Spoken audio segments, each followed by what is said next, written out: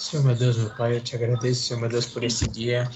Senhor, meu Deus, obrigado por esse momento, Senhor, meu Deus, agora que nós iremos, Senhor, meu Pai, agora orar, Senhor, meu Deus, por essa aula, que essa aula venha a ser abençoada, Pai. Abençoa esse conteúdo desse livro que estamos estudando.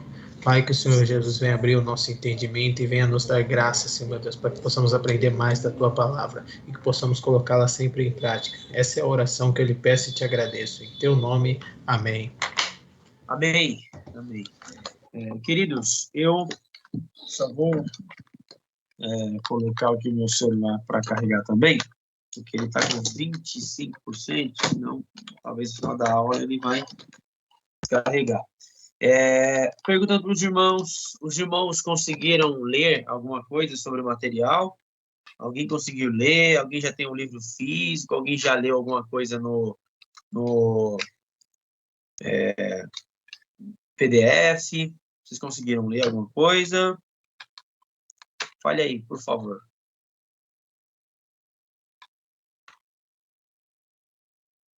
Alguém conseguiu? Oh, maravilha. Você notou aí que ele tem, com todos os auxílios no final, aí ele tem cerca de, se eu não me engano, 400 páginas. Mas é lógico, porque no final aí tem, não é no escrito, né? Na verdade são apêndices e tudo mais. Mas, normalmente, deve ter o quê? Uns 350 páginas, né? Contando com os prefácios, né? Bem? Contando com os prefácios. Deixa eu abrir aqui. Vamos lá. Meus irmãos, então eu aconselho vocês a adquirirem o livro e aconselho vocês também a ou lerem em PDF, tá bom? Vamos lá, passando rapidinho que a gente viu na aula passada para nós irmos para a nossa aula de hoje. Entendes o que lês? Gordon Fee e Douglas Stuart, tá? Primeiro a introdução, né? Passando a introdução, a necessidade de interpretação, né? Nós vimos aí uma provocação que está escrito no livro, na introdução, que é: você não precisa interpretar a Bíblia, leia apenas e faça o que ela diz. Também você pode passar, irmão Jorge, por gentileza? Então, leia e faça o que ela diz. Na verdade, é um protesto do leigo contra o especialista, né? Ou seja, o estudioso, o professor de escola dominical, o teólogo, né? Então, ele está acostumado com ler, estudar, cavar, e aquele, muitas vezes, o leigo, né? Aquele que não está acostumado à leitura da Bíblia, ou à leitura de livros, ou à interpretação bíblica, então ele fala: não preciso interpretar a Bíblia, apenas eu vou ler. Ok. E fazer o que ela diz. É interessante isso mesmo, porque, na verdade, não adianta a gente ter todo o conhecimento interpretativo da hermenêutica, da exegese, na verdade, da exegese, da hermenêutica, e não viver. O objetivo é viver a palavra de Deus. Ler, né, estudar e obedecer a palavra de Deus. Porque muitos teólogos cavam tanto, que tendem a enlamear-se nas águas, ou seja, desde ficar ali na água cristalina, e cavar tanto que acaba que suja a água, né? E aí observe em Filipenses capítulo número 2, verso 14, que vai dizer assim, ó: fazei tudo sem murmurações nem contendas. Ou seja, por exemplo, não é compreendê-lo, mas sim obedecê-lo. Então nós devemos obedecer a palavra de Deus, colocar em prática. A gente entende isso. A Bíblia é para nós lermos e colocarmos em prática. Mas tem textos que é necessário nós interpretarmos. Então, não é todo texto que a gente vai ler como esse, né, que é tão simples, e orar sem cessar, por exemplo, né, esses textos que são imperativos. É muito mais fácil você ler um texto imperativo e você está diretamente uma ação para você colocar em prática, tá? Porém, tem textos que é preciso de um olhar mais minucioso para na interpretação. O significado claro do texto frequentemente está na superfície, tá? E aí, algo da interpretação não o alvo da interpretação não é a originalidade, ou seja, a gente tem uns que procura, eu tenho uma interpretação que ninguém teve na vida, né? Esse não é o alvo. O alvo da boa interpretação não é a originalidade. Não se procura descobrir aquilo que ninguém jamais viu. Normalmente, aquilo que ninguém jamais viu, possivelmente pode ser uma heresia. tá? Porque teve 2.000 anos de história, tem 2.000 anos de história, tá? Então, quer dizer que ninguém viu aquilo que você viu. Então, Deus pode dar, sim, uma interpretação sobre aquele texto, mas normalmente alguém já teve também essa visão concernente a esse texto. Talvez você não saiba disso. E normalmente quem ouve a primeira vez parece original, que você ouviu a primeira vez, né? Mas tem outros que já passaram por esse texto, já estudaram, tudo mais. Amém? Mas normalmente quem fala que eu tenho o que ninguém tem, eu vejo o que ninguém vê, normalmente tem um princípio aí de orgulho ou de falso entendimento da espiritualidade ou interesses escusos, pessoais, né? O alvo da boa interpretação é simples, chegar ao sentido claro do texto, chegar ao sentido claro do texto. Nós vamos passando rapidinho aí, mas se o significado claro é aquilo que sobre o que a interpretação diz respeito, então para que interpretar? Por causa de dois fatores, a natureza do leitor e a natureza da escritura. A natureza do intérprete. Vamos ver lá. O leitor como intérprete. Tá? Invariavelmente, levamos para o texto tudo a quanto somos, como toda a nossa experiência, cultura, entendimento prévio de palavras e ideias. Por exemplo, nós levamos para o texto nossa experiência, nós levamos para o texto o outro, viu, Jorge? Levamos para o texto a nossa experiência, nós levamos para o texto nossa cultura, nós levamos para o texto o outro. Para frente, pode passar. Isso, nós levamos para o texto conhecimentos prévios, nós levamos para o texto nossas palavras e ideias. Então, tudo que nós somos, toda a nossa experiência, toda a nossa cultura, todo o nosso conhecimento, nós levamos para o texto. Por exemplo, nós temos um óculos, o nosso óculos ele é ocidental, nosso óculos é de acordo com a nossa cultura, nós somos brasileiros, estamos aqui, nós fomos colonizados por portugueses, nós temos toda essa cultura, essa experiência, conhecimentos prévios, então tudo isso que nós vamos ler no texto, logo que a gente vai enviesar esse texto, querendo ou não. É lógico que na interpretação bíblica a gente vai tentar tirar o máximo de viés daquilo que a gente, nossos conhecimentos, para tentar entender, na parte da exegese, o que o autor queria dizer naquele tempo, e não de acordo com o que eu acho. Amém? Então, o que imaginamos, por exemplo, nossa era, que era a cruz, por exemplo, né? O que nós imaginamos o que era a cruz? Nós imaginamos que ela era naquele formato, né? Como a gente vê hoje nas igrejas e tudo mais. Normalmente, mas segundo a história, e nós vemos que, segundo os achados e tudo mais, a cruz era um T. Por exemplo, a igreja, a gente pensa na perspectiva de igreja hoje como um templo, mas, na verdade, nos tempos bíblicos, na igreja primitiva, não existia templos. A igreja se reunia em casas. Por exemplo, quando a gente fala de carne, a gente pensa que é o tecido que cobre o corpo humano, mas, na verdade, carne tem várias vertentes. Pode ser o tecido que cobre o corpo humano, pode ser, por exemplo, a carne no sentido da concupiscência pecaminosa, ou seja, o desejo pecaminoso, a vontade pecaminosa. Então, pode ser a natureza humana. Então, toda a carne é erva, todos os seres humanos, né, são como a erva. Então, pode ser diversos modos interpretativos de acordo mesmo com a mesma palavra, mas a gente difere observando o contexto, né? Ou observando a semântica original. Normalmente, mesmo o original, que é sarx, tá, para carne, nós vamos observar que ela tem um vasto significado de acordo com o contexto em que ela está inserida. Tá? O leitor está interpretando o que lê, e, infelizmente, por demais, frequentemente interpreta incorretamente, ou seja, eu estou lendo e, na verdade, eu já estou interpretando. Eu tenho um entendimento daquilo que eu estou lendo. Pode estar certo, pode estar errado. O leitor como intérprete. Pode, ou isso, certinho aí, Jorge. Usando a mesma Bíblia com diferentes interpretações. Por exemplo, mulheres devem guardar silêncio na igreja. 1 Coríntios 14, 34 a 35. Tá?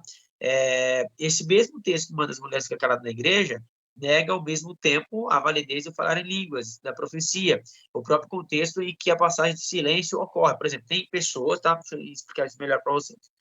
Tem igrejas na verdade, que tem a sua confissão de fé, que proíbe as mulheres de falarem na igreja, de pregarem, de ensinar. E, ao mesmo tempo, essas mesmas igrejas também negam o falar em línguas. O mesmo texto que está falando de mulheres que silêncio na igreja está falando que do falar em línguas, né, que todos podem falar em línguas. Então, se a gente vai observar que um texto é literal e o outro texto não é literal, como que a gente vai entender isso? Como que a gente vai interpretar isso? Aqueles que afirmam que as mulheres, e não somente os homens, devem orar e profetizar. No mesmo texto, 1 Coríntios. Né? Tá aí, ó. 1 Coríntios 12, 1 Coríntios 14, vai falar sobre os dons espirituais. E nós vamos observar também que mas devem fazer com cabeça coberta, ou seja, deve orar, deve profetizar, mas deve fazer com a cabeça coberta. Tem umas igrejas que, por exemplo, usam véu, e tem outras igrejas que têm o cabelo como véu, que o próprio texto bíblico está dizendo que o cabelo é como um véu para as mulheres. Né? Então, nós vamos observar, por exemplo, a questão do batismo. Tem igrejas que pregam o batismo por imersão, mas igrejas também evangélicas que pregam o batismo por aspersão. Nossas igrejas evangélicas que pregam o batismo por imersão, normalmente pregam o batismo para adultos, mas tem igrejas também que são cristãs evangélicas que pregam o pedobatismo, que é o batismo infantil. Então, nós vamos observar que eles têm a mesma Bíblia, interpretam de forma diferente. Por exemplo, perder a salvação, a segurança eterna, né? Tem igrejas que diz que não se perde a salvação, tem igreja que diz que se perde a salvação, né? E tem a mesma Bíblia, tá? Então, temos na mão, pode passar, temos na mão, o que temos na mão é o resultado de um trabalho árduo, tá? E aí pode acontecer divergência entre idiomas, está faltando nossa divergências entre idiomas, doutrinas e linhas de interpretação, tá? Por exemplo, seitas e heresias dizem que tem bases bíblicas, é o que eu estou dizendo aqui. Tem seitas e heresias que mudam a Bíblia, por exemplo, os testemunhos de Jeová, que eles mudam alguns textos bíblicos, tal. Ele tem a sua própria tradução. Porém, tem heresias e seitas, né? E tem heresias de algumas denominações que eles têm a mesma Bíblia que a gente, porém interpretam de forma equivocada, de forma errônea. Por exemplo, os erros interpretativos da teologia da prosperidade. Por exemplo, ele utiliza 3 João 2. Ele utiliza, né, desejo que te vá, o desejo de João a Gaio, né? Desejo que te vá bem em todas as coisas e que tenha saúde, assim como bem vai a tua alma. Né? Então, ele interpreta esse texto que todas as áreas da vida, inclusive na vida financeira, aí é o desejo e tal, e ele faz doutrina nesse texto. Na verdade, é o desejo de João para Gaio. Né? E não se refere a uma prosperidade simplesmente no aspecto financeiro, mas em outros aspectos também. Nós vamos ver a natureza da escritura, tá? Eu estou passando rápido, acho que são muitos slides, eu quero chegar na nossa parte, tá bom? Estou dando recapitulado com vocês a aula passada. A natureza da escritura, tá? É igual à natureza de Cristo, é dupla. A natureza de Cristo é divina e humana. Cristo é plenamente homem e plenamente Deus. A Bíblia também é plenamente divina, porque foi inspirada por Deus, soprada por Deus, mas autores humanos escreveram a Bíblia. Cerca de 40 autores humanos foram inspirados, influenciados por Deus para escrever as Escrituras. Aquilo que na nossa divisão hoje são 66 livros, 39 no Antigo, 27 no Novo, cerca de 1.500 anos ela foi escrita, né? Então, era a natureza divina e humana. A Bíblia é a palavra de Deus dada nas palavras de pessoas na história. Amém? E aí nós vamos ver que a natureza da Escritura, o fato de ter um lado humano é o nosso desafio, tá? Deus comunicou suas palavras através de vários recursos disponíveis, tais como os gêneros literários. Cada um com suas particularidades, amém? Por exemplo, tem alguns gêneros literários aí. Narrativas, genealogias, leis, provérbios, profecias, enigmas, parábolas, cartas, sermões e outros. Então, nós vamos observar que cada um desses gêneros literários tem a forma de interpretar. Tem um meio que eu dei para os irmãos que vocês conseguem englobar todos os gêneros literários, mas o ideal é fazer aquilo que a gente está fazendo aqui, que é um estudo mais minucioso. A gente tem um estudo uma vez por mês, então não tem como a gente ser tão exaustivo como a gente está sendo aqui online. Não tem como a gente estar aprofundando tanto quanto uma aula que é uma vez por mês. Por isso que eu sugeri uma aula por semana online. Então, tá aí, para a gente estudar os gêneros literários um por um. Ok? Então, a natureza da escritura ainda. 2. A Bíblia foi escrita em pelo menos 1.500 anos. Tem diversidade de pensamentos, vocabulários, culturas. Lembra que na primeira aula de interpretação, não sei se o Jorge lembra, quando eu falei para os irmãos do distanciamento que tem entre nós e os tempos bíblicos? Por exemplo, tem um distanciamento de tempo, ou seja, de Do tempo que Moisés escreveu o Pentateuco, que foi cerca de 1445, 1450 a.C., então, totalizando, dá 3.500 anos, 3.600 anos, quase. Então, de distância entre o Pentateuco e nós. Agora, você imagina, outra questão, você tem mais ou menos, você tem distanciamento cultural. Olha como que era a cultura do povo judeu, do povo hebreu, dos povos do Egito, dos povos do Oriente Médio naquela época para hoje.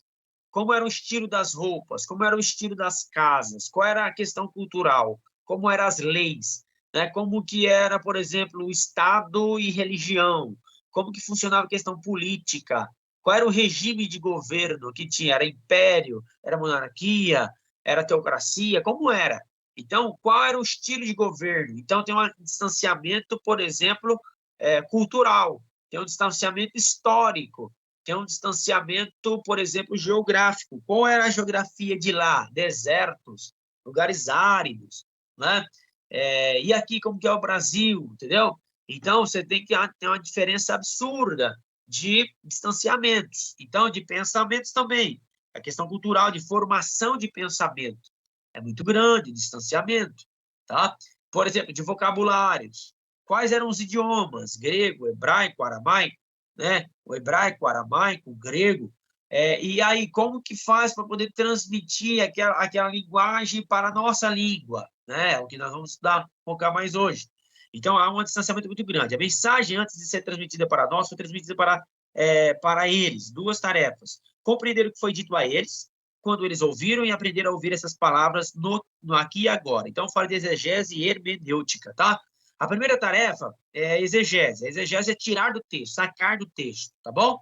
É a primeira tarefa. Compreender o que foi dito querendo quando eles ouviram. Me perdoe pelo erro. Ou seja, compreender o que foi dito quando eles ouviram, tá? Ou seja, naquela época, o que ele quis dizer quando escreveu esse texto? Com as pessoas que ouviram, o que eles entenderam? O significado original. Então, para naquele tempo, eles agiam assim, eles faziam assim. Quando eles, por exemplo, essas são expressões naquele tempo, são expressões exegéticas. Naquele tempo, eles agiam assim, naquele tempo, eles usavam um tipo de roupa. Naquele tempo, quando eles receberam a carta, porque estava passando esse problema lá naquela igreja, naquele tempo tal. Então, são expressões exegéticas, tá bom? Escolher apenas um versículo, isolar um texto, faz com que sejamos tendenciosos. Nisto, o primeiro passo é ler todo o texto. Então, eu expliquei para os irmãos na outra aula, no contexto, né, o que está antes e depois do texto, contexto remoto e imediato, tá bom? Então, nós vamos observar. Muito obrigado, viu, Jorge? O contexto remoto, estou observando que o Jorge está ajeitando aí para mim. O contexto imediato e o remoto, né? Remoto e imediato. Então, queridos, o que acontece? Se você isola um texto e você não lê todo o texto, todo o capítulo, ou até mesmo 2, 3 capítulos, você pode se perder. Se você já quiser interpretar, trazer para o aqui e agora, para hoje, se você não pensar lá no passado, quando eles ouviram aquele texto, quando eles aprenderam aquilo, quando eles receberam aquela carta, quando eles passaram por aquela dificuldade. Então, o contexto remoto é o que está distante, é todo o livro, é toda a Bíblia, é todo o livro, 2, 3, 4 capítulos na frente e atrás daquele texto, ou seja, anterior e posterior àquele texto. O contexto imediato é o que está perto, é só um capítulo adiante ou um capítulo anterior, ou seja, o que está perto, ou que está no próprio capítulo, ou seja, nos versículos acima, nos versículos abaixo daquele texto. Então, esse é o contexto imediato. Tem vezes que você olha o contexto imediato e você vê lá algumas informações, né? Mas tem vezes que você tem que olhar o contexto remoto, tem vezes que tem que olhar o livro todo. Tem vezes que não vai ter como você ler somente um trecho para você entender, tá bom? Então, vamos lá. Prosseguindo aí. Analisando o texto bíblico, o contexto histórico. Difere livro por livro, tá? Tem livro que tem um contexto histórico, tem outro livro que tem outro contexto histórico. Há fatores geográficos, né, a fatores políticos, qual a ocasião da escrita do livro, etc. Geralmente, essas perguntas podem ser achadas dentro do próprio livro. Por exemplo, se você vai ver o Pentateuco, qual era a circunstância do Pentateuco naquele momento? Por exemplo, você vai ler Êxodo. Qual é a circunstância? O povo está escravo tantos anos no Egito, né? 430 anos, mas é lógico que esses 430 anos conta o período em que eles viveram também na bonança, mas todo o tempo ali que estavam no Egito, eles foram escravos ali, eles viveram ali no Egito, tal.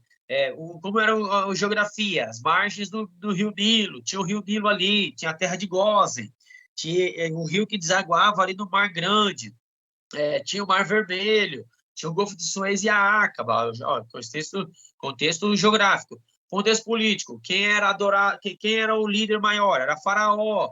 Quem era adorado? Deveria ser Faraó. A religião como era? Politeísta. Qual era a ocasião da escrita do livro? O povo estava saindo do deserto, estava saindo do Egito pela libertação de Deus. Tal, Deus mandou 10 pragas. Então, você vai ver que tem todo um contexto. Mas se você for lá para o livro de, por exemplo, Ageu, você já vai ver um livro pós-exílio.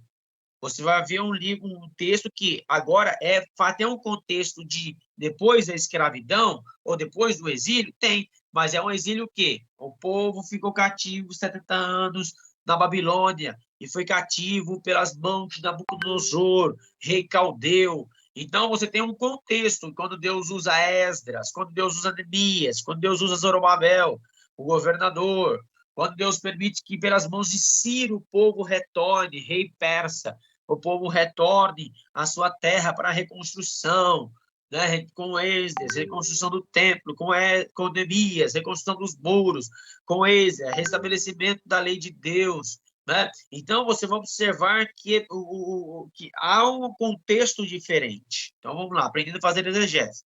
O contexto literário. A Bíblia não foi escrita em capítulos e versículos. Por esse motivo, o texto que é analisar o texto e o contexto, né? Nós devemos analisar o texto, nós devemos analisar o contexto. Por exemplo, Isaías 41, versículo 6. Cada um encoraja o seu amigo, dizendo, seja forte ou esforça-te, né? Então, esse texto, se você ler o capítulo 41, do 5 ao 7, você vai observar que esse contexto está falando de alguém que está esforçando o outro a fazer um ídolo. Então, muitas vezes, se a gente isola o texto, a gente vai ler isso no aniversário de um irmão ou alguém que está fraco na fé, vamos dizer assim. E aí você vai chegar e falar, esforço, seja forte, meu irmão, tal, essa prova que está passando. Mas o texto está falando de quê? Um texto de idolatria. Alguém está exortando o outro a fazer um ídolo, entendeu? Então, nós temos que tomar cuidado com essa questão. Então, vamos lá, prosseguindo aí, Jorge, por gentileza, conteúdo.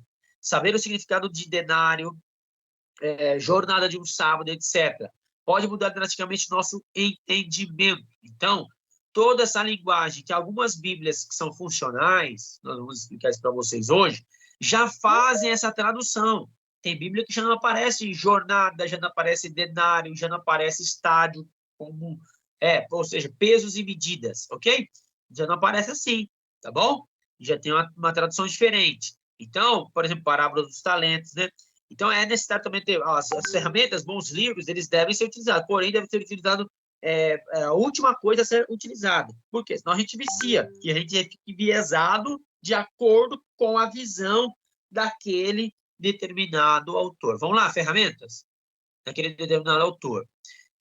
Ferramentas que a gente pode utilizar. Primeiro, você vai ler o texto, primeiro você vai estudar o texto, primeiro você vai tirar o conteúdo do texto que você entendeu, observando o contexto, aquele que está antes do texto, aquele que está depois do texto.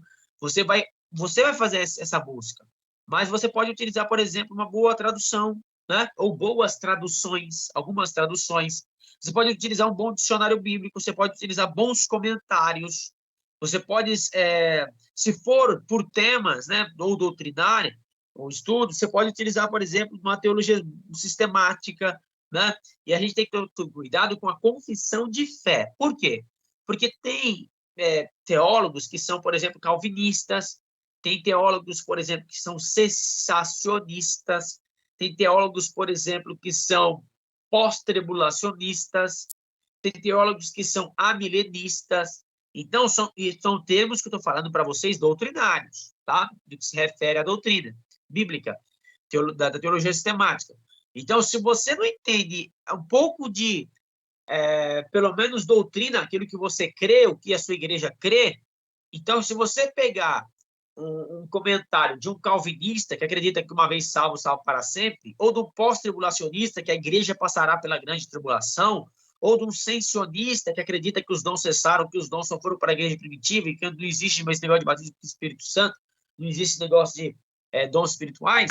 Então, se você pega alguém que tem essa vertente, você pode ser infectado com esse tipo de conteúdo. Então, tem que tomar cuidado com o material que você vai utilizar. Vamos lá, segunda tarefa, a hermenêutica. A hermenêutica, tá? Ela busca o sentido aqui e agora, ou seja, o que está lá e então. O que está lá e então tem a ver com aqui e agora? Então, lembrando aí, exegese é passado, hermenêutica é agora, é presente. Exegese é lá e então, naquele tempo era assim, eles se vestiam assim, a geografia era assim, a política era assim, a religião era assim, e quando Paulo escreveu essa carta, ele escreveu para corrigir isso, para exortar isso, para falar isso, são os propósitos e tal. Ok, está fazendo exegese. Mas o que tem a ver isso comigo hoje? O que esse texto lá do passado tem a ver comigo hoje? A palavra de Deus é a base. E não há uma boa hermenêutica sem uma boa exegese. E nós temos que ter cuidado também nas aplicações dos devocionais. Quando a gente vai fazer o devocional, normalmente, o que a gente faz no devocional? A gente já pega o texto, isola o texto e começa a aplicar para a vida da gente. Então, a gente tem que tomar cuidado quando for fazer devocional para não aplicar textos fora do contexto, tá bom? Então, a gente tem, se passares pelas águas, estarei contigo. Tá? Se passares pelo fogo, não te queimará. Ok, até que ponto é essa questão? Mas se tiver fé, você passa pelo meio do fogo. Ok, meu irmão, mas o que se refere ao contexto do que está falando esse texto aí? Por exemplo, pegarão as serpentes e escorpiões. E aí, eu vou lá atrás de uma cobra para pegar ela? Olha, se a tua mão te faz pecar, corta. Não, e eu vou cortar literalmente a mão? Então, por exemplo, tem textos bíblicos que você vai precisar entender do lá no passado, depois aqui e hoje. Se o teu olho te faz pecar, arranca. Vai fazer o devocional? Você vai aplicar para você? Mas você já, um texto muito grosseiro como esse, grosseiro que eu falo no sentido de interpretativo. Ninguém vai interpretar errado um texto, por exemplo, de cortar a mão, cortar o olho, né? É muita ignorância. Mas estou dando um exemplo bem chulo para vocês aqui, só para vocês entenderem, tá? Mas tem outras questões que são minuciosas. Por exemplo, você sabe que tirar o olho, arrancar o olho, tira a vista, tira os olhos daquele que te faz pecar. Sai de perto daquele que te faz pecar. Não coloca a mão naquele que te faz pecar, entendeu? Então, ou seja, para você vencer algumas situações, você tem que sair de perto delas, você tem que cortar caminho, você tem que tirar aquilo que impede você de ter uma vida santa. Então, vamos lá. Uma boa exegese tem que traçar limites à hermenêutica, tá? Limita a hermenêutica com uma boa exegese. Não, eu posso interpretar assim e assim. Eu não posso interpretar aquilo que eu quiser, tá? Com esse texto aqui, ok? Por exemplo, fala, ou seja, você pega provérbio e você vai interpretar como se fosse doutrina. Não pode. Por exemplo, muitos textos que falam que se você trabalhar, você vai ficar rico, você vai ter em abastança. Nem todo mundo que trabalha fica rico, nem todo mundo que trabalha tem abastança, tá bom? Então, o Espírito Santo não pode contradizer a si mesmo. O texto não pode significar o que nunca significou. Então, o texto da Bíblia não pode contradizer outro. Um texto não pode significar aquilo que nunca significou. Vamos lá, escolhendo uma tradução, que é a nossa segunda parte aqui. Quero focar com vocês. Vamos lá? A Bíblia. A Bíblia, originalmente, ela foi escrita em 3 idiomas, tá? Ela foi escrita em 3 idiomas, né? 3 tem um acento aí. Em 3 idiomas. Quais são os idiomas que a Bíblia foi escrita? Lembre que a Bíblia tem 66 livros, 39 no Antigo, 27 no Novo, foi escrita por 40 autores, cerca de 1.500 anos. Nós vamos observar que a Bíblia ela foi escrita em hebraico, a maior parte do Antigo Testamento em aramaico, a maior parte,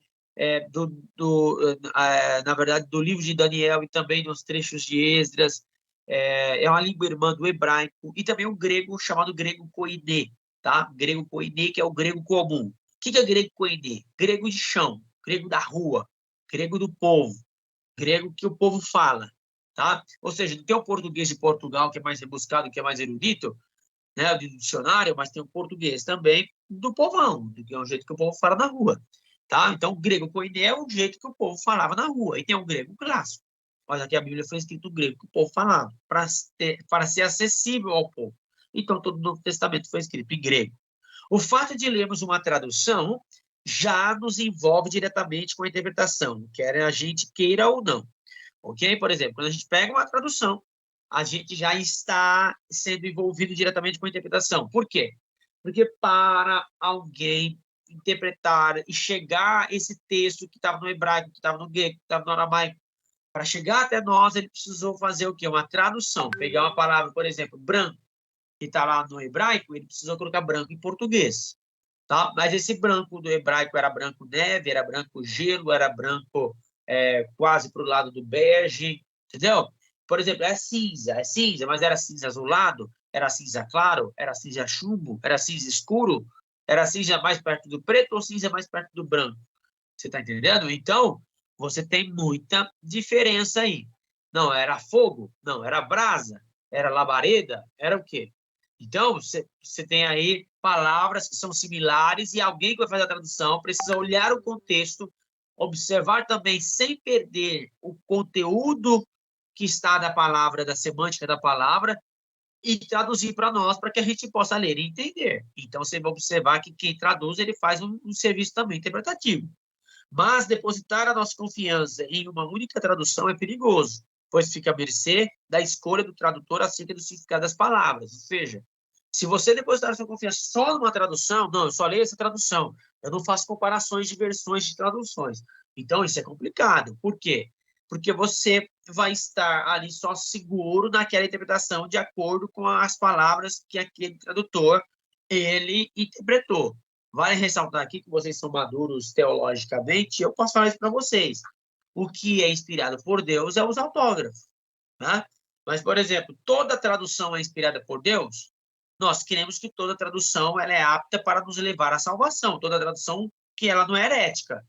Mas tem tradução que é herética. Por exemplo, uma tradução Novo Mundo, que tira textos, que inclui outros, ou, né, outros, vamos dizer, outros canons. O canon católico tem 7 livros a mais. Então, a gente crê que esses livros são espúrios, são livros apócrifos. Então, irmãos, vale ressaltar que a gente tem que também observar as traduções, né, para saber e comparar elas. Ok? Por exemplo, 1 Coríntios capítulo de número 7, versículo de número 36, tá? Aí nós vamos ver na Almeida Revista e Corrigida, que diz assim: mas se alguém julga que trata dignamente a sua virgem, observa aí, sua virgem, se tiver passado a flor da idade, e se for necessário que faça tal, se quiser, não peque, case-se, ok? Então aí fala o quê? Fala da sua virgem. Se alguém julga que trata dignamente a sua virgem. Outra versão, fala aí, outra tradução, a NBV, fala assim, ó. Se alguém sentir que está agindo, Nova Bíblia Viva, pelo jeito, tradução Nova Bíblia Viva. Se alguém sentir que está agindo de forma indevida diante da moça, que ela está passando da idade, achando que deve se casar, faça o que achar melhor, que se case, mas não peque, né? Não peque. Que se case, não é pecado, perdão. Aí você vai observar lá em cima, ó, uma tradução falou a sua virgem, a outra tradução falou a sua diante da moça, diante da moça. Olha embaixo, BLT, tá? E aí nós vamos observar assim, mas se o homem achar que está se comportando de uma forma inadequada com a sua noiva e que ainda sente uma forte paixão por ela e que deve se casar, ela não estará pecando por se casar. Então, nós vamos observar aí que fala do quê? Fala da virgem, fala da moça, fala da noiva. A outra versão FL, tá? É a versão fácil de ler. Vai dizer assim, ó, entretanto, se alguém pensa que não está se portando bem com a sua noiva, e se sua paixão é tão forte que precisa casar, Então, casem. Não há pecado nisso. Ou seja, uma tradução fala virgem, outra tradução fala moça, outra tradução fala noiva. Né? Então, o que acontece, meus irmãos? Você observa que a mesma palavra, os tradutores traduziram de forma diferente. Quando você observa o contexto, você vai observar, você vai entender o texto. Agora, se você for só tirar aquele trechinho, pode ficar dúbio, mas não pode, a gente não pode parecer que o texto parecer que é dúbio. Então, pode passar, por gentileza. Parece dúbio? Apenas uma delas deve ser a tradução correta. O problema está em saber qual delas é a tradução correta. Se alguém tiver dúvida, pode me perguntar alguma coisa. Eu vou abrir já para perguntas, tá? Só vou concluir aqui a questão de tradução. Mas vamos lá, tá gravando já, Jorge? Vamos lá. Ótimo. Então, parece que esses textos aí são ambíguos, né? Parece que são ambíguos, mas apenas uma delas deve ser tradução correta. O problema está em saber qual delas. Primeiro, é aconselhável ter uma boa tradução como base. Geralmente, as melhores são as que possuem notas de rodapé apontando as dificuldades. Por exemplo, você pode observar que tem algumas Bíblias que tem um númerozinho do lado da palavra, um númerozinho bem pequenininho, ou uma letra. Aí você vai embaixo do rodapé, aí tem uma outra palavra, pode significar isso também. Tipo, tem uma palavra que é o significado lá em cima e tem um significado lá embaixo, pequenininho. Quem já observou isso nas Bíblias? Quem já observou? Utilizo, pastor. Então, você observa, você está lendo lá, e aí você, de repente, observa um númerozinho ou uma letra, aí você olha embaixo, pode ser referência de outro texto, que pode ser um paralelismo, né, de ideia ou de palavra, normalmente de palavras, ou seja, palavra que está relacionada com aquele texto, né? Ou seja, palavra que está relacionada com aquela palavra ali, por exemplo, falou de fé, aí tem aquele númerozinho e você vai para outro texto que fala de fé. Mas tem vezes que você aparece uma palavra, por exemplo, brasas, aí você vai ver embaixo lá, aí está escrito, pode ser traduzido por chamas, né? Chamas. Ou chamas. Então, isso são notas de tradução. Essa nota de rodapé de tradução. Porque normalmente não se faz uma tradução com um só tradutor. É um grupo. Então, o que a maioria entendeu do hebraico? Qual é a palavra que chega mais perto do hebraico para o português, para a gente colocar aqui na Bíblia para os irmãos entenderem, para as pessoas entenderem? Então vamos dizer que tem 10 tradutores lá. Não, essa palavra, brasa é melhor, brasa é melhor, brasa é melhor. Aí tem dois que falam, não, acho que fogo, hein? É aqui e tal, por causa da semântica, por causa disso, aquilo e tal. Eles discutem lá. E aí eles falam, então faz o seguinte, coloca lá o que a maioria falou, que é fogo, e coloca lá embaixo ou brasa. Entendeu? Então, eles fazem dessa forma. Então, essas notas de rodapé apontando as dificuldades é interessante. A escolha de várias traduções deve ser feita a dedo, de preferência usando que você consiga perceber os pontos de divergência. Tá? Escolher uma tradução porque eu gosto ou porque é mais fácil de entender, não as melhores justificativas, não são as melhores justificativas para se escolher uma tradução. Tá bem? Então, vamos lá, teoria da tradução. Teoria da tradução. Os tradutores têm duas opções para escolher: caráter textual e caráter linguístico. Teoria da tradução, caráter textual. Ter certeza de que um texto base usado para a tradução segue o próximo do original. Tá? Por exemplo, qual é a palavra que mais chega perto do original? Por exemplo, vamos traduzir aqui? Vamos. Por exemplo, branco. Qual é o branco que a gente pode utilizar que chega mais perto do original para quem está aqui na língua portuguesa possa entender? Então, ele vai procurar, de forma do caráter textual, né? Ele vai procurar fazer isso. Não existe nenhum manuscrito original conservado. Já expliquei isso para você. Agora, só há o quê? Não há o original. O autógrafo não há. Só há manuscritos dos originais, ou seja, só há cópias dos originais. nós temos muitas cópias ao longo de 1.400 anos. Então, daí chamam dos manuscritos. Então, a partir desses manuscritos, que são cópias dos originais, é que eles vão pegar palavra por palavra para trazer para o português. Então, os tradutores, além de carregar o conhecimento sobre a língua a ser trazida, devem comportar todos os quase 5.000 textos, perceber suas diferenças e então escolher o melhor significado. Então, além de observar palavra por palavra, eles têm que fazer o que no original? Por exemplo, eles têm lá 4.000 achados de pergaminho. Eles vão analisar, a maioria deles, vão analisar um por um, comparar um por um, para que eles possam observar o melhor significado para nós. É um trabalho fácil, irmãos?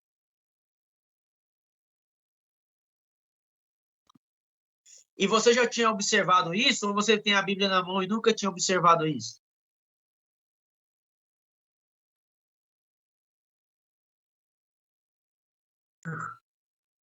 Você imagina de você pegar milhares de pergaminhos e juntar, muitas vezes pergaminhos estão separados, trecho de Isaías, trecho de Jeremias, outro achado com o rolo de Ezequiel. Aí você vai pegar todos esses pergaminhos com o maior cuidado, porque são muito antigos, e foi achado enterrado, foi achado na caverna.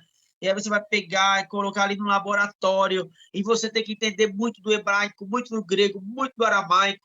E aí você está lá, você é um erudito e pesquisando palavra por palavra, escrito por escrito, fazendo uma crítica textual, para que você possa ver qual é a melhor tradução, para que a gente possa ter a quantidade de traduções e versões de Bíblias que a gente tem hoje. Então, é um trabalho muito minucioso, tá? E é muito importante isso. E são pessoas que são praticamente anônimas, desconhecidas, tá? Que não tem grande valor, esses homens, tá? Mas que amam fazer isso, amam a palavra de Deus, né? Então, o nosso intuito não é fazer com que você desconfie ou não seja, não veja veracidade nas escrituras, mas de fazer descobrir como o que você lê chegou às suas mãos. A crítica textual é uma ciência que trabalha com um controle rigoroso, tá? Evidências internas e evidências externas, tá bom? Vamos lá, para as evidências internas. Evidências internas, tipos de erros que os copistas estavam sujeitos. Evidências internas. E a natureza e da qualidade dos manuscritos. A melhor tradução é a que se tem duas evidências mais fortemente combinadas, evidências externas. Vamos lá, qualidade dos escritos.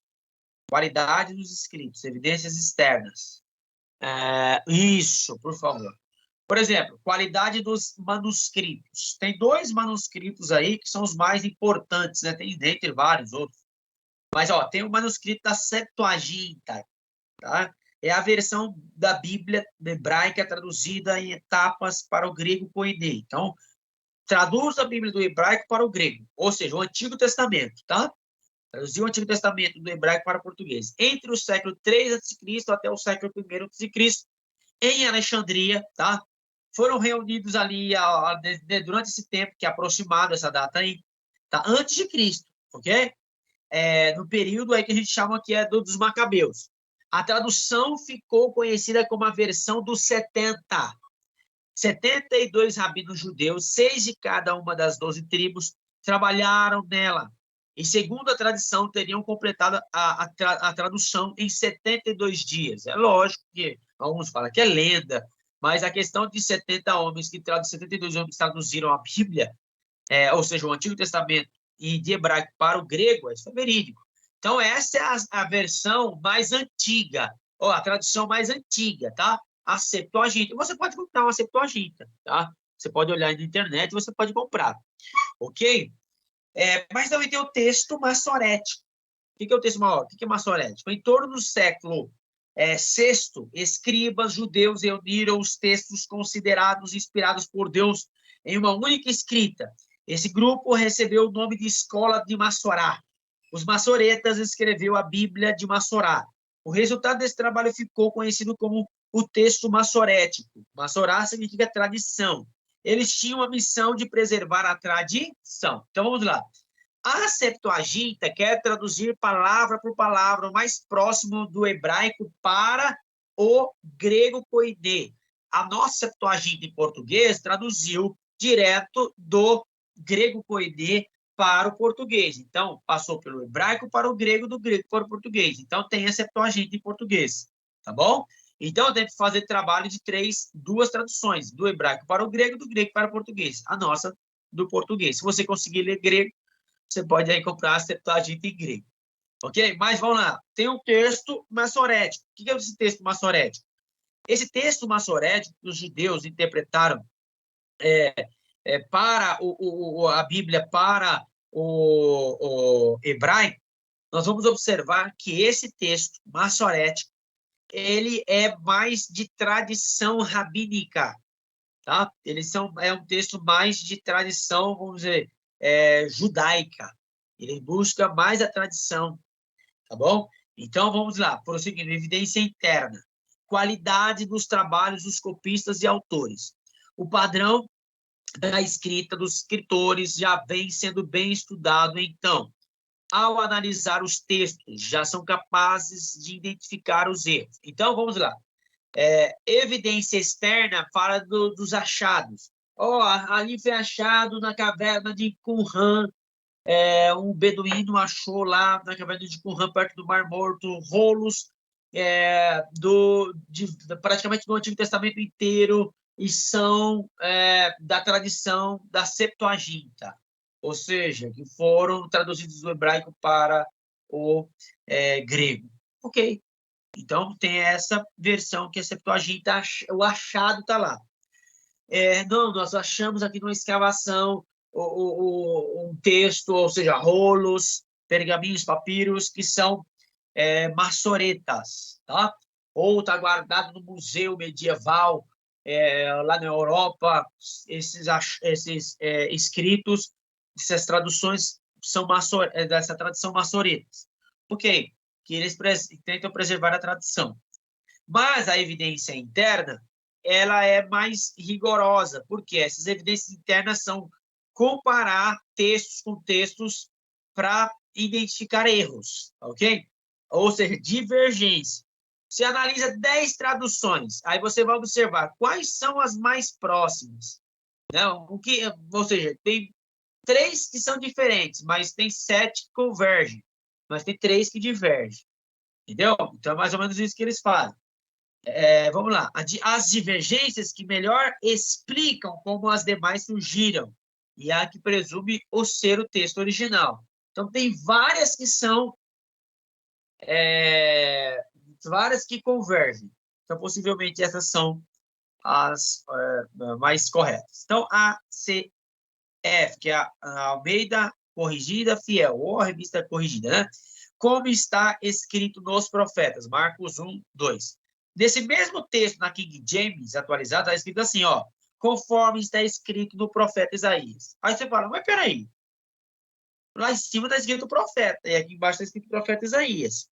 Ou seja, tem duas Bíblias com tradução diferente, mas uma incluiu o profeta Isaías. Por que o profeta Isaías? Lá em cima só fala profetas. Ou seja, está no plural. Aqui está no singular e ainda cita Isaías. Mas, na verdade, é uma combinação de Malaquias 3:1 e Isaías 40, versículo 3, do texto hebraico medieval. Então, eles fizeram isso. Lá no texto hebraico medieval, que possivelmente é os maçoretas, o que eles fizeram? Eles incluíram, peraí, essa passagem aqui é o texto de Isaías. Então, vamos fazer o seguinte, já vamos colocar que é o profeta Isaías. E aí, incluíram. Não está errado. Entendeu? Eu poderia colocar o profeta Isaías e Malaquias ainda. Porém, é o seguinte, quando o texto está procurando ser mais fiel, que é a Almeida Revista Corrigida Fiel, ou seja, lá na Bíblia não tem, nos manuscritos não tem Isaías nem Malaquias, então não vou colocar. Tá? Então, aí você vai observar isso. Mas não está errado o Isaías, o profeta Isaías, porque na verdade é Malaquias e Isaías que diz sobre essa profecia. Ok? Então, nós vamos observar isso. E, por exemplo, em Mateus tem muito isso, para que se cumpra isso que foi dito pelo profeta tal, para o que foi dito pelos profetas, foi dito pelos profetas. Então, ele está apontando que ali está se cumprindo o que o profeta disse. E aí nós vamos observar que alguns textos não citam o profeta. E algumas traduções vai incluindo quem é o profeta que cita. Tá bom? Então vamos lá. Almeida Corrigida Fiel, no outro texto, vai dizer assim, lá em 1 Coríntios 6:20. Glorificai, pois, a Deus no vosso corpo e no vosso espírito, os quais pertencem a Deus. Então, nós vamos observar na King James atualizada que vai dizer assim, ó, portanto, glorificai a Deus no vosso próprio corpo. Agora fez o inverso, a King James atualizada não incluiu no vosso espírito. Mas no original não tem o vosso espírito. Olha, interessante. Mas, quando Paulo escreve esse texto, qual era a cultura da época? Os gnósticos, gregos. E que diziam que o espírito é bom e a carne é má. Paulo, entendendo isso, ele pega, né, ele pega e fala do corpo como um ser integral, né? Ou seja, o seu próprio corpo vai ser glorificado. Você vai glorificar a Deus no seu corpo. Aquilo que os gregos dizem que é mal e que eu vou agora praticar imoralidade, porque não tem jeito do meu corpo mesmo e tudo mais. Tinha os que eram mais ascéticos, que buscavam flagelar o corpo para trazer mais, vamos dizer assim, santidade, flagelando o seu corpo, né? Porém, nós vamos observar que, quando fala do corpo em alguns textos bíblicos, inclui espírito, alma e corpo. Olha que interessante. Mas essa outra tradução, que é fiel, ela inclui o quê? O vosso espírito. Tá? Então, não tem dificuldade nenhuma de entender os quais pertencem a Deus. De entender um texto que se fala assim, ou seja, está incluindo aí o vosso corpo e o vosso espírito. E aí ali o texto diz embaixo, o vosso próprio corpo. Quando vocês comparam diversas versões, você vai ter um entendimento melhor. Não, o texto aqui está dizendo espírito, alma e corpo. Não só o corpo físico para glorificar a Deus, mas glorificar a Deus na alma, glorificar a Deus no corpo, glorificar a Deus no espírito. Então, nós vamos observar que observar diferentes traduções ajuda muito. Vamos lá, a crítica textual, pode passar, meu irmão, é uma ciência não exata por lidar com muitas variáveis. Tá? Então, não é fácil você chegar aqui e falar assim, olha, eu tenho uma Bíblia aqui que é original. Ou seja, eu tenho aqui... Seria fácil se a gente tivesse o autógrafo, né? Ou seja, o texto que Moisés escreveu tivesse na nossa mão, não seria fácil? O texto que Jeremias escreveu tivesse na nossa mão, não seria fácil? Não, eu estou aqui com o que é fiel. Ok, seria muito fácil, mas a gente não tem o texto que Jeremias e Ezequiel escreveu. Nós temos cópias dos originais, né? Então, tem a questão de tradução, que até passar para a nossa língua tem dificuldade. Então, não é tão fácil, tá? Para determinar uma tradução, é reunida uma comissão de especialistas que irão determinar se esse ou outro significado se aplica. Dessa forma, o voto da maioria fica no texto e o da minoria fica nas notas de rodapé. Então, o que eu já expliquei para vocês, o voto da maioria fala, não, vai ficar no texto, o voto da minoria tem 10. 10 concorda que é branco como a neve. E alguns concordam que é branco como a luz do sol, ou branco como a luz do dia. Ah, não é branco como a neve, não, branco como a luz do dia. Mas 7 concordam que é branco como a neve, e 3 concordam que é branco como a luz do dia. Então, vai ficar lá em cima, no texto bíblico, branco como a neve, e lá embaixo, no rodapé, fica branco como a luz do dia. Porque aí você tem como olhar e comparar e tal, e ver. E como escolher uma tradução? Presta atenção nisso aqui, que é muito importante, hein?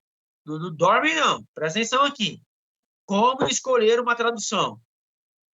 Língua fonte. Qual é a língua fonte? Língua que se quer traduzir. O hebraico, o grego, o aramaico. Tá lá. Essa é a língua que se quer traduzir. A língua fonte.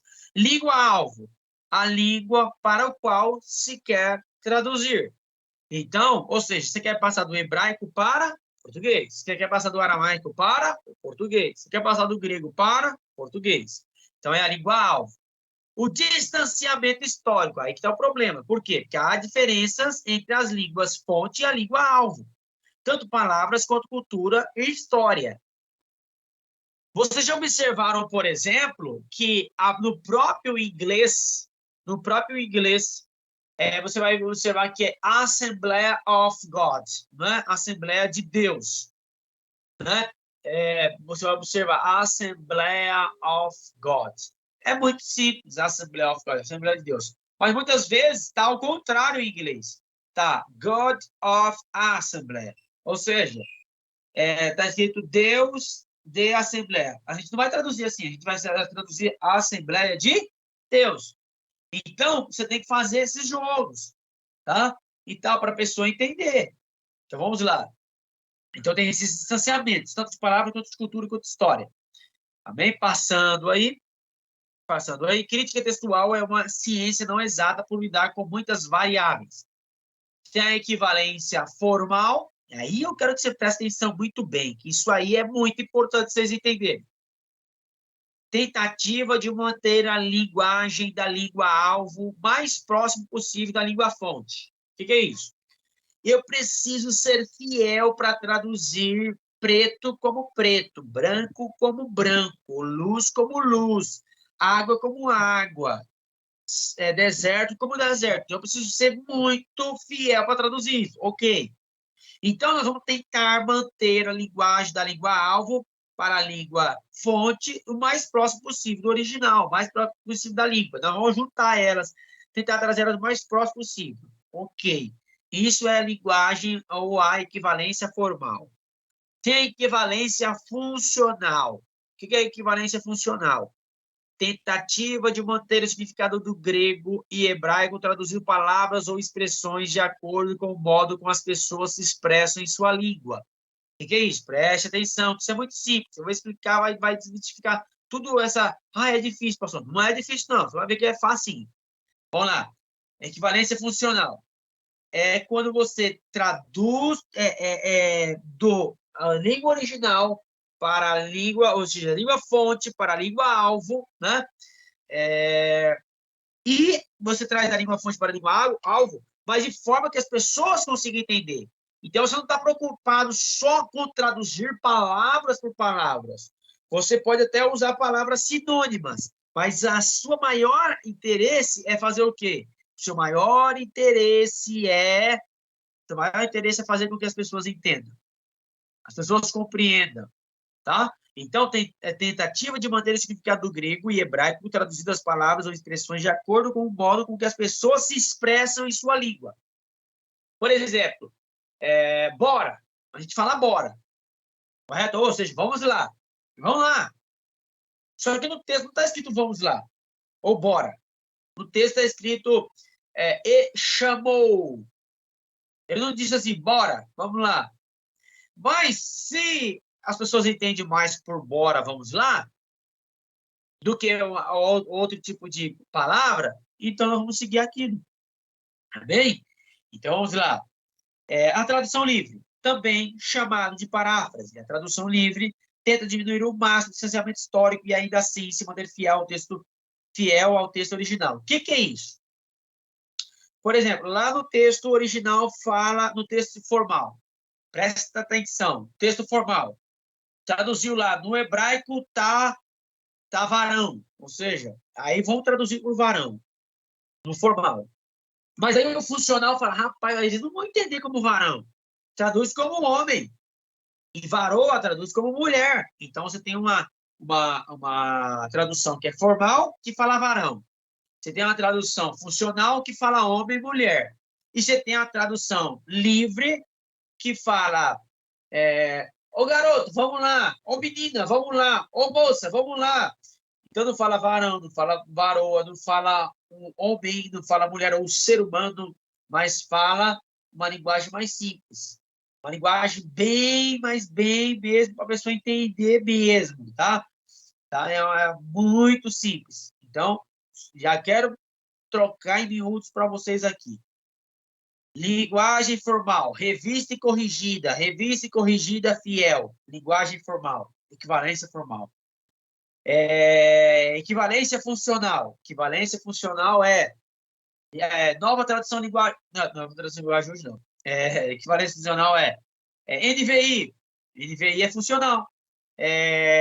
NVT é funcional. NA é funcional. E tradução livre, pastor? Por exemplo, a Bíblia, a mensagem, que ela tem uma tradução contemporânea. A mensagem, ela é uma paráfrase, ela não é Bíblia. Ela é uma paráfrase. Ok? Ou seja, é muito simples, acaba sendo até interpretativo. seja, um meio de interpretação, quase um comentário. Então, isso é uma tradução livre. Por exemplo, a NTLH, Nova Tradução Linguagem Hoje, é uma tradução livre. Amém? É como uma paráfrase. A teoria da tradução. Vamos lá.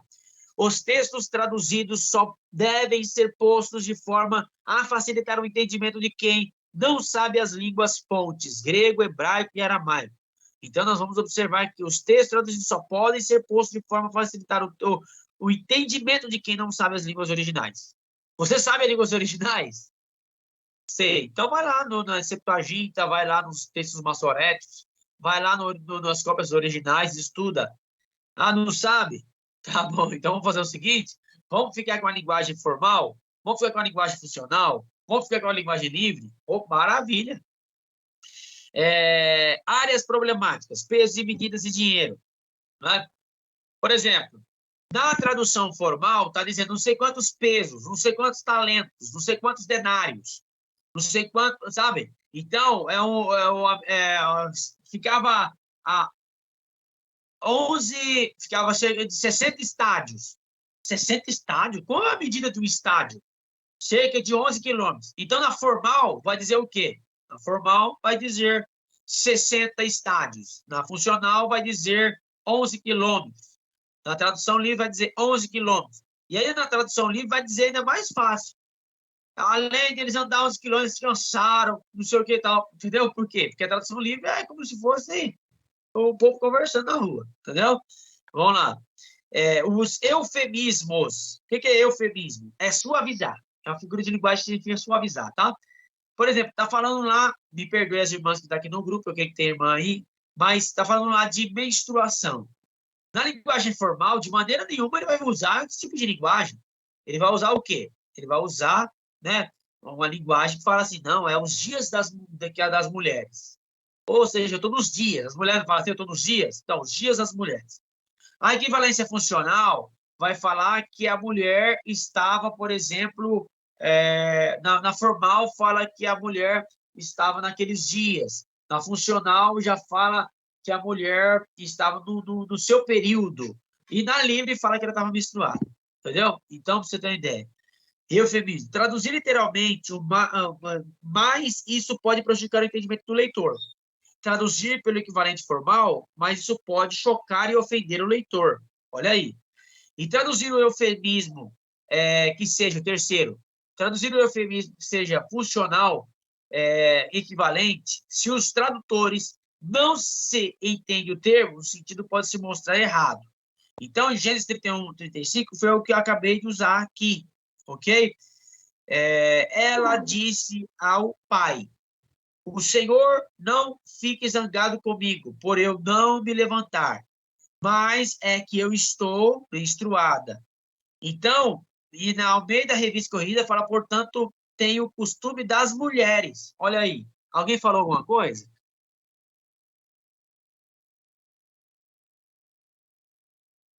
Não? Posso prosseguir?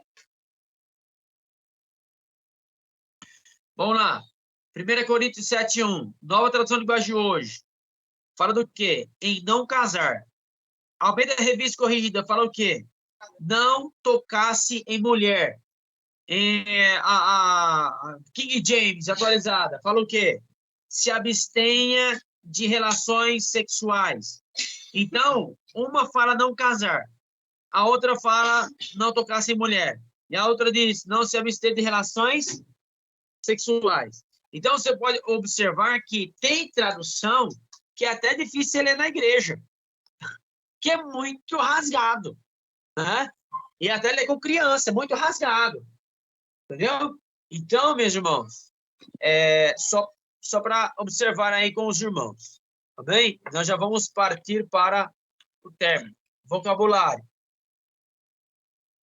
Muitas palavras no grego ou no hebraico possuem muitos significados que, para a língua-alvo, são distintos. Por exemplo, sarx, que é carne. Fala de natureza pecaminosa, fala do ponto de vista humano, fala segundo os padrões humanos, fala de natureza humana, a mesma palavra, então tem diversos significados. Então, primeiro eu falei de peso e medidas, depois eu falei de eufemismos, agora eu estou falando de vocabulário. Agora, jogos de palavras. São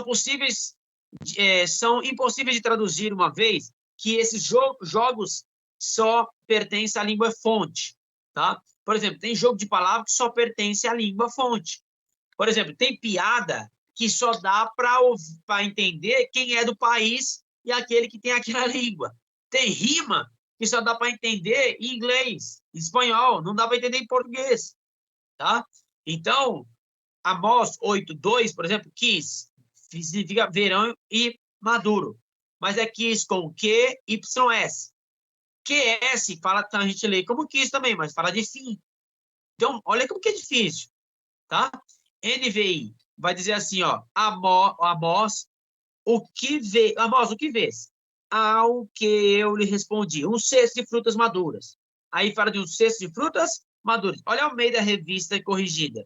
Ele disse, que vês, Amós? Eu disse, 1/6 de frutos do verão. Olha aí. Uma fala madura, outra fala de 1/6 de frutos do verão. Olha a NTLH.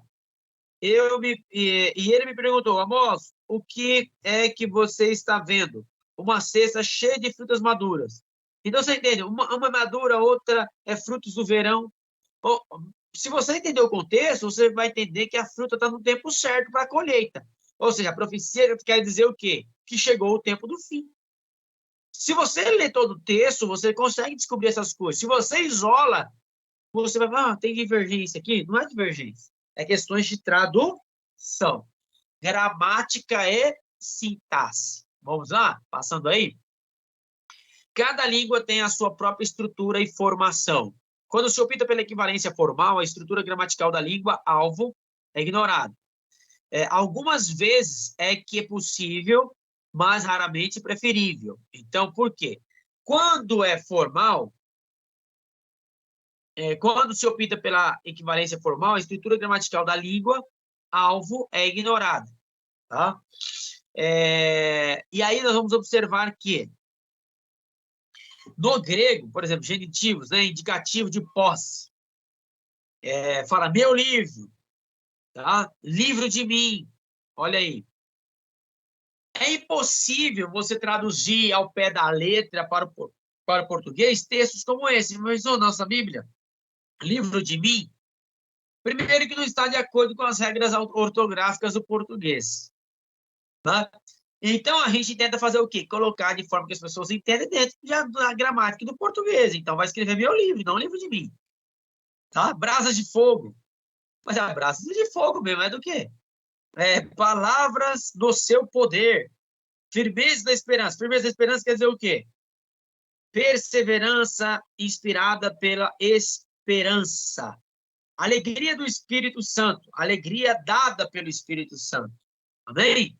Então, essas questões do grego, do hebraico, no sentido de gramática e sintaxe, você vai, no português, vai colocar de acordo com a gramática do português, de acordo com o que as pessoas entendam. Em geral, começa com o termo que traduz, que seria a conjunção E, por exemplo. Algumas versões separam os versículos, sendo que cada um correspondente a um parágrafo começa com E. E como se precisa para uma boa tradução é achar um significado equivalente, e não uma palavra equivalente, ou uma frase padrão. Então, a preocupação é ser fiel ao significado do texto, e não só fiel a cada palavra. Porque muitas vezes se traduz cada palavra, você não vai entender. Então, vamos lá, gênero. Tradução mais inclusiva. Nos padrões de Deus, mulher nunca foi excluída ou rebaixada em seu papel. Aquele que não tiver pecado, que atire a primeira pedra. Irmãos, irmãs, irmãos e irmãs, por exemplo, nesse texto refere-se a uma mulher. Aquele que tiver pecado, que atire a primeira pedra. Tá? Nós vamos observar que ali só tinha a mulher. Né? E aí, nós vamos observar também que esse texto não refere-se a só um gênero. Né? Os homens vão atirar as pedras somente na mulher, né? Ou seja, irmãos, ou seja, só os homens que é para tirar pedra, irmãos e irmãs, não. Primeiro, que quando o texto fala de irmãos, ele refere-se a irmãos e irmãs. Por exemplo, bem-aventurado o homem. Quando ele fala de homem, fala de bem-aventurado os que. Algumas traduções traduzem assim. Refere-se ao homem e à mulher. Então, não refere-se só ao homem. Bem-aventurado só o homem que teme ao Senhor? Não. Bem-aventurado o ser humano que teme ao Senhor. Bem-aventurado os que temem ao Senhor. Tá? Vamos lá. É uma questão que vai permanecer em debate por muitos anos. Mas, enquanto isso, entendemos que a pluralidade de todas as expressões não é uma saída única. E aí nós acabamos aqui, não recomendamos as Bíblias que partem de princípios doutrinários ou hereges, tá? Por exemplo, princípio doutrinário. A doutrina da Testemunha de Jeová, eles fazem uma Bíblia própria. Então, nós não recomendamos esse tipo de conteúdo. Uma igreja faz uma Bíblia de acordo com aquilo que eles acreditam e creem. E ele modifica. Essa tradução dessa igreja é espúria, tá? Então, o que nós recomendamos? Um comitê de tradutores eruditos. Por exemplo, a NVI, a NVT, a NA. Você vai ver que essas traduções, ela tem aqueles trechinhos embaixo, quando tem dificuldade na tradução, ou seja, variação de palavras, teve dificuldade de entender aquilo que estava nas cópias originais quando eles foram traduzir e eles ficaram com dúvida. A maioria entenderam que era aquela palavra, é a que está no texto. E a minoria é o que está embaixo no rodapé. Amém? O equilíbrio entre as equivalências formal e funcional é importante, tá? Ou seja, uma revista corrigida, uma revista atualizada e uma NVI, uma NVT, uma NAA é muito importante. Notas de rodapé que mostram possíveis interpretações. Essas Bíblias têm isso. Então, para o bom estudo, a Almeida Revista Corrigida e a Almeida Revista Atualizada é importante, tá? Próximas à equivalência formal, ou seja, ela se preocupa em traduzir palavra por palavra. Então, você tem uma Bíblia lá, Almeida Revista Corrigida, Almeida Revista Atualizada, e você tem também uma NVT, uma NVI, uma NA para poder comparar, é muito importante. Agora eu vou abrir para perguntas. Quais são as suas dúvidas? Vamos lá. Nosso Osvaldo está aí, nosso Raimundo está aí, a Érica está aí, o Joel está aí, a irmã Adriana, quem mais? A irmã Solange. Vamos lá, povo de Deus.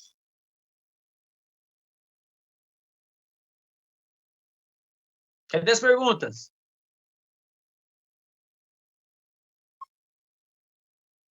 Dúvidas, perguntas, abre o microfone e fala. Vamos lá. Eu já vou liberar os irmãos aí para descansar. Oi.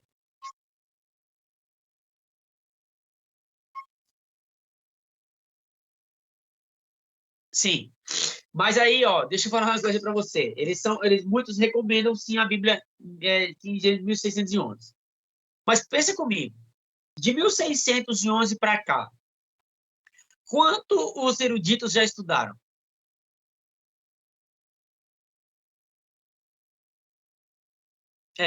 Aí fala para mim uma coisa. Quer dizer que então todas essas atualizações deles não servem? Então, por isso que eu expliquei isso nessa aula para vocês. Se vocês tiverem uma tradução que for formal, entendeu? Que for mais formal. Vocês entenderam o que é uma tradução formal? Cita para mim aí. Uma equivalência formal. Entenderam ou não? Cita para mim.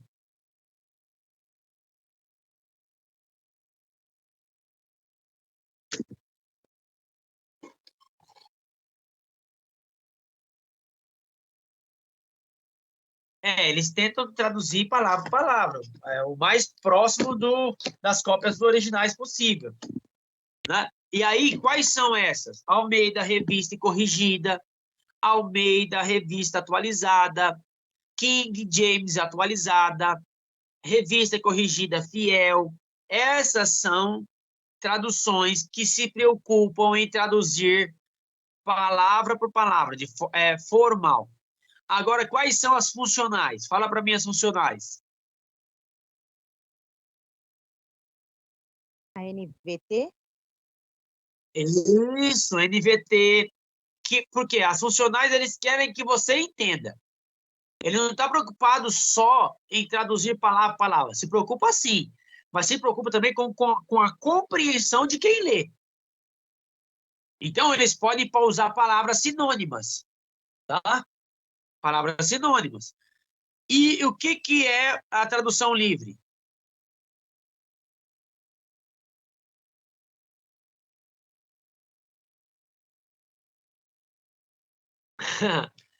Tradução livre. O que, Érica? A Bíblia? Não entendi. Tradução livre.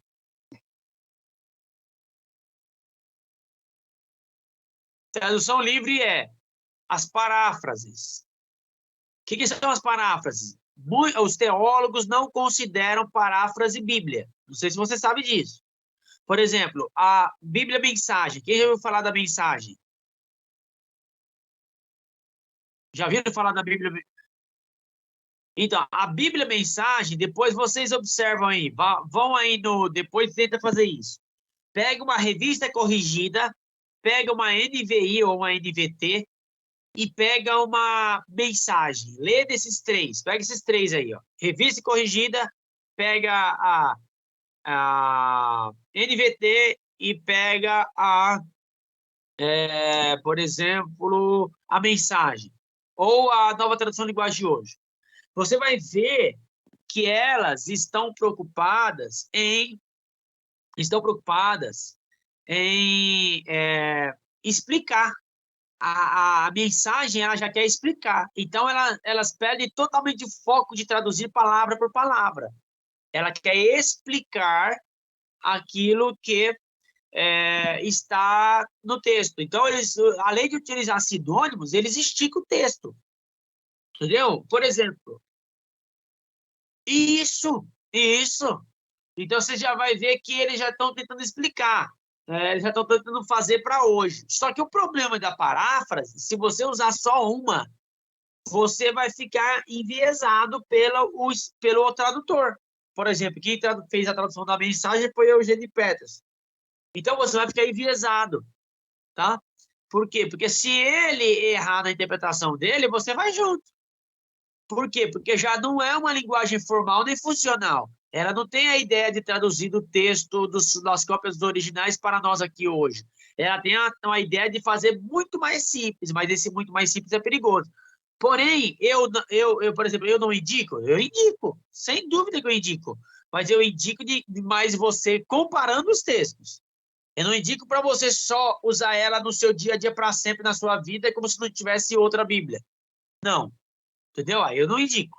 Agora, para você fazer comparação, sim. Oi.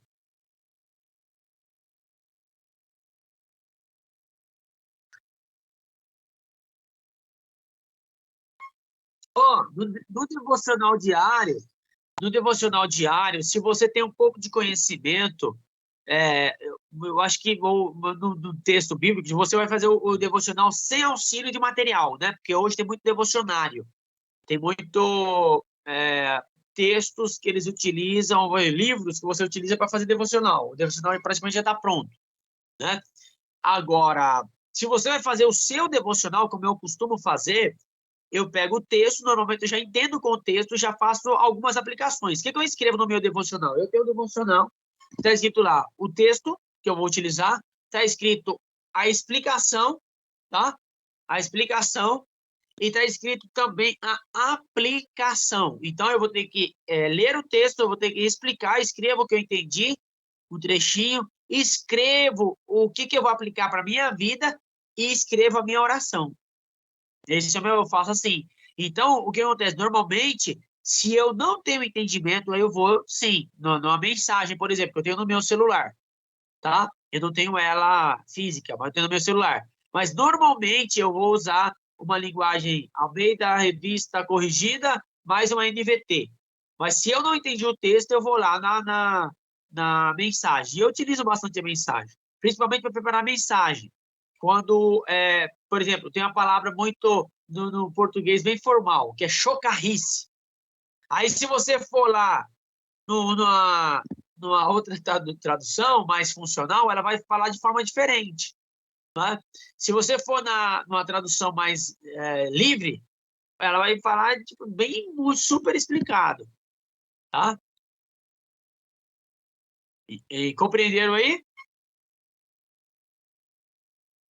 Então, eu vou passar um exercício para vocês colocarem no grupo. Tá bom? Não precisa colocar muito, tá? Para não encher, porque tem muita gente. Mas eu queria que vocês procurassem um texto que tivesse muita diferença na tradução. Que vocês vão observar e falar, nossa, meu Deus, aqui tem diferença, hein? De uma tradução, de uma equivalência formal, funcional e livre. Combinado? Pega o versículo aí, vocês vão procurar o versículo e vocês vão mandar no grupo lá. Ó, uma formal, você escreve formal, aí você escreve a revista corrigida, né? Só abreviar. Escreve o versículo, copia o versículo. Aí depois funcional, aí você escreve a tradução NVT, por exemplo, NVI. Escreve lá o versículo. Aí depois a mensagem embaixo, ou a NTLH, Nova Tradução de Linguagem de hoje, ou a Bíblia Fácil de Ler. Tem essa também, Bíblia Fácil de Ler. Entendeu? Então, com o aplicativo do celular você consegue. Por exemplo, o aplicativo YouVersion tem várias traduções. Você pode baixar a Bíblia YouVersion. Você pode baixar ela aí, tem várias traduções. Você pode baixar também a My Bible. Ela é um pouco assim, tem que saber um pouco, tem uma paciência de mexer, mas ela tem muita coisa. Também é para você baixar no seu celular, tá bom? Então, eu conto com os irmãos, Deus abençoe vocês, tá? Muito obrigado por estar aqui comigo até agora. E na próxima semana vai começar para arrebentar, porque isso aqui é só introdução, tá? Nós vamos começar com as epístolas na próxima semana e vai ser algo extraordinário, porque nós vamos entender as epístolas bíblicas. Eu não vou voltar aqui, tá? Para a gente ganhar tempo, para a gente conseguir passar muito conteúdo. Então, não vou voltar nessas introduções. Então, já fiquem aí com esse conteúdo e nós vamos estudar para valer. Então, compre o livro, leia o livro. Você que não tem como comprar, leia o livro em PDF que está aí no grupo, por favor. Tá bom? Essa versão que está no grupo é uma versão reduzida, tá? É o mesmo conteúdo, né, do maciço, porém essa parte, por exemplo, de tradução não tem nesse novo aí, nesse PDF aí, porém deixei para vocês aqui, no novo, que é a nova edição, tem essa parte de tradução, porém os gêneros literários tem todos nesse aí, você pode ler, tá de forma simples, tá? Não tá ampliada, mas está de forma simples, dá para você ler, dá para você cavar, buscar muita coisa. Quero agradecer aí todos os irmãos. Deus abençoe vocês. Deus abençoe o irmão Jorge. Amém? Deus abençoe. O irmão Oswaldo tá aí? Pode ser, pastor, estou aqui. Você pode orar por nós, varão? Você estava tão em silêncio aí, varão. Estou trabalhando. Participando. Você está ouvindo aí, né? Estou ouvindo aqui. Maravilha. Você pode orar ou você não pode? Posso sim. Posso. Então tá bom. Agradece aí, meu irmão. Deus abençoe. Tá bom. Oramos. Querido Deus, eterno Pai, nós te louvamos, ó Deus, por esses minutos a qual nós participamos, ó Pai, desse aprendizado, que o Senhor venha continuar abençoando a vida de cada um dos alunos, do professor Jabes, ó Pai querido, que tem se esforçado para nos ensinar, Senhor. Deus, que nós venhamos absorver, ó Pai querido, e aprender mais da Tua palavra, Senhor. Ó Pai querido, eu te agradeço por tudo que o Senhor tem feito, dá um fim de semana abençoado para cada um de nós, Pai. É o que eu te peço em nome do Senhor Jesus. Amém. Amém. Deus abençoe. Muito obrigado a todos.